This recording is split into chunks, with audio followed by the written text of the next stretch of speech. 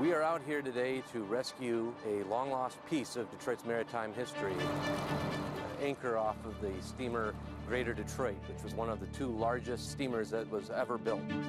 I'm Dan Austin with HistoricDetroit.org and author of a couple books on local history. The Greater Detroit made its maiden voyage in 1924, so this is certainly a relic of Detroit's roaring 20s.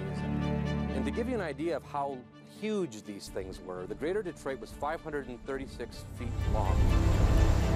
If you were to stand the Greater Detroit up straight, it would be 40 feet taller than the Guardian building. These were huge boats, and they were decked to the nines with all sorts of frescoes, fancy woodwork. They were palaces. They were floating palaces. They had all the amenities of your top flight hotels.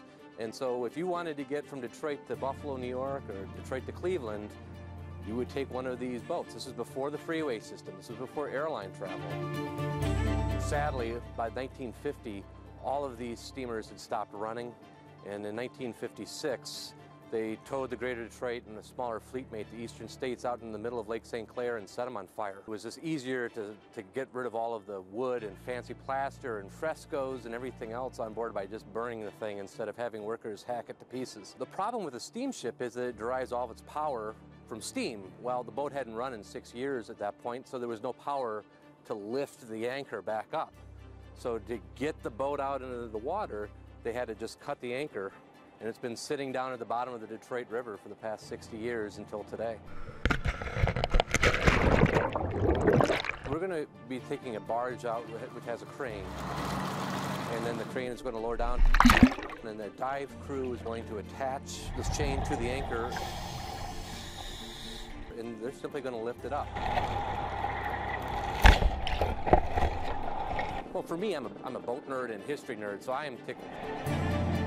And there it is. You can see the bottom of it. Boy, oh boy, look at the mud caked on that thing. I never saw any of these boats. They were all long gone before I was born. So I've been able to connect with them only through pictures and artifacts. You know, I have room keys and menus and postcards. So this is like an actual piece of the boat that nobody has seen in 60 years. It's also a really big piece of the past. It's 6,000 pounds. I do think that when people see this thing on display, they will help get an appreciation for how incredibly big these boats were. There's so little left of this proud legacy. So the anchor is not the most glamorous piece of that past, but it's certainly a tangible piece. And anyone who looks at photos or video of these majestic Great Lakes cruise ships who never saw them in person like myself, having a tangible piece that we can look at, touch, see, it helps make a distant past seem much more present today.